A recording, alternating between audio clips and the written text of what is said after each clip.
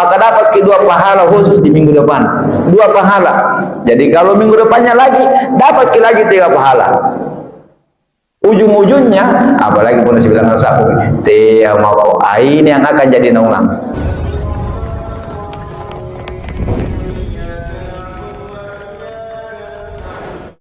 Dimuliakan Allah Subhanahu wa taala, apa faedahnya, apa manfaatnya, apa keutamaannya orang yang meminjamkan kepada seseorang. Jadi misalnya ada seseorang datang minta bantuan sama kita dan memang sangat mendesak untuk menghutang, maka ketika seseorang memberikan pinjaman atau hutang kepadanya, itu punya keutamaan tersendiri.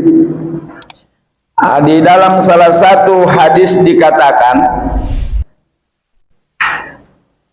man anzara mu'siran aw wada'alahu azallahu Allahu fi zilli arsyihi yaumal qiyamati, rawahu Ahmad.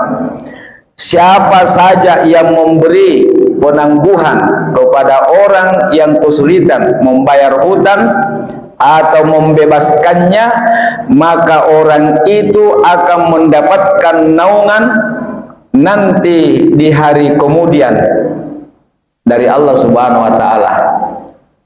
Jadi ada 2 di sini Bapak Ibu. Kita tangguhkan hutangnya orang yang mengutang sama kita. Ya, mungkin dia minta maaf, ya maafkan saya belum punya uang untuk melunasi hutangku sama kita bulan ini. Tidak apa-apa, nanti bulan depan. Maka orang ini Bapak Ibu akan mendapatkan naungan nanti di hari kemudian.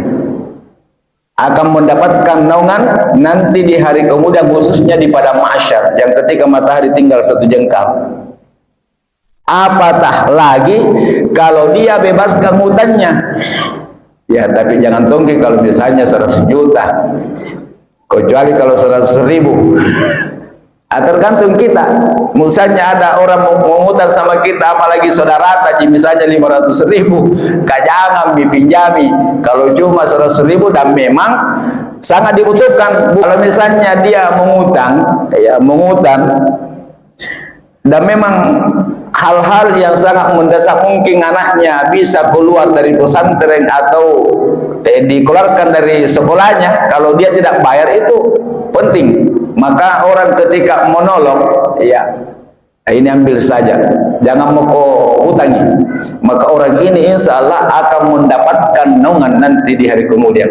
Inilah kelebihannya orang-orang yang berduit di muka bumi ini, hadirin. Dia punya amal yang sangat luar biasa yang tidak dimiliki orang-orang yang mungkin ya tidak, orang fakir lah, orang fakir dan orang miskin. Orang fakir itu orang miskin, ya orang yang tidak punya kecukupan. Tapi mereka juga punya derajat di sisi Allah Subhanahu wa taala. Jadi yang pertama yang harus kita jaga. Jadi jangan kita pernah meminjami orang pakai mana? Apa istilahnya itu? Kalau 1 juta itu kalau 1 bulan baru dibayar 1.100.000. Kalau 2 bulan itu 1.200.000. Ini rugi kaya. Rugi kaya, ya. Nah, ini Bapak Ibu, ini amalan yang sangat luar biasa. Ya, jadi kalau ada keluarga minta 50 rupiah, dia pinjam 50 rupiah, dan memang ada jangan maki pinjam, kasihkan saja. Maka ini pahala kita akan dapatkan ini pada saat manusia berdiri di padang mahsyar 50.000 tahun dan matahari tinggal 1 jengkal.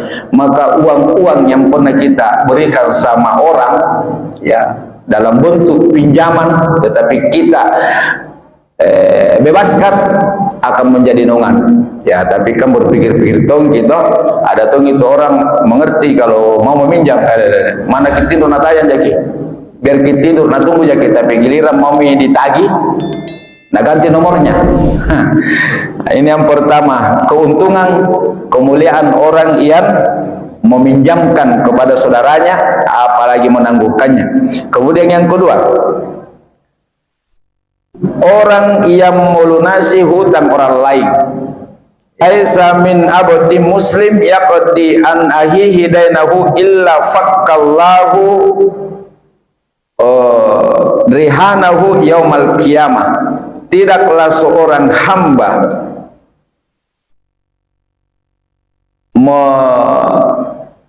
melunasi hutang saudaranya kecuali Allah Subhanahu wa taala akan melepaskannya dari segala tanggungannya pada hari kiamat. Ya. Ini keutamaannya kalau kita melunasi hutang saudara tersebut yang dilakukan oleh Ali bin Abi Thalib kepada jenazah yang hampir tidak disalati oleh Nabi. Maka apa yang menjadi tanggungan kita kepada orang itu akan lunas. Mungkin ada hutang selama ini dilupa dibayar, maka itu akan jadi semuanya itu akan lunas. Tapi jangan juga ini kita perhatikan satu kali hutang 5 kali sengaja tidak lupa tidak bayar. Ya, maksudnya itu keutamanya. Kemudian yang ketiga, keutamaan orang yang memberi hutang kepada saudaranya itu dihitung sedekah setiap hari. Dan kalau sampai waktunya yang disepakati untuk melunasinya tapi dia belum sanggup, kita tangguhkan, maka lipat 2 kali sedekahnya. Ini dahsyatnya orang yang senang memberi hutang kepada orang lain. Jadi kalau ada watak jangan bagi simpan semua di bank. Ada di bank bela kesengaja mintong supaya tak ingin tanya. Ini jadi masalah. Dia simpan uangnya semua di bank. Tidak ada uang kok bela. Ada aja tapi di banknya semua. Memang sengaja dia simpan di bank supaya tidak ada orang yang bisa pinjam. Ini kan lain pikirannya Bapak Ibu. Tapi coba bayangkan kalau ada orang-orang keluarga utamanya datang minta tolong sama kita, kemudian kita berikan pinjaman. Kalau dia pinjam 1 tahun, maka setiap hari itu berjalan sedekah. Kalau saya jangan ke 1 tahun, minggu depan harus kau bayar. Jadi kita dapat pahala sedekah setiap hari selama 7 hari. Jadi sampai minggu depan susah tuh biasa mau utang tidak mau nelpon kita telponi. Waktu naji mau ngutang lewat telepon makin hubungi, lewat WA makin hubungi, messenger, pokoknya semua yang bisa digunakan untuk menghubungi kita itu dia gunakan. Tapi giliran waktu yang telah disepakati kita tunggu-tunggu. Itu salah satu media yang pernah dia gunakan untuk mengutang sama kita, tidak ada satu pun yang muncul. Nah ini juga ada orang mengutang cepat membayar, kalaupun tidak ada tetap menelpon. Tetap menelpon, mohon maaf saya ini belum bisa bayar hutang. Tidak apa-apa nanti minggu depan, maka dapat kedua pahala khusus di minggu depan, 2 pahala. Jadi kalau minggu depannya lagi dapat lagi 3 pahala. Ujung-ujungnya apalagi pun bilang sapu dia mau ini yang akan jadi naulang. Sudah dapat pahala sedekah, lipat 2 kali, 3 kali, 4 kali, terakhir kan mentung kapan duit nama natung kita yang telah angin mentung kapan mati. Bahkan terkenal mentung ini kodok angin ran. Jadi Bapak Ibu dimuliakan Allah. Jam berapa Isa?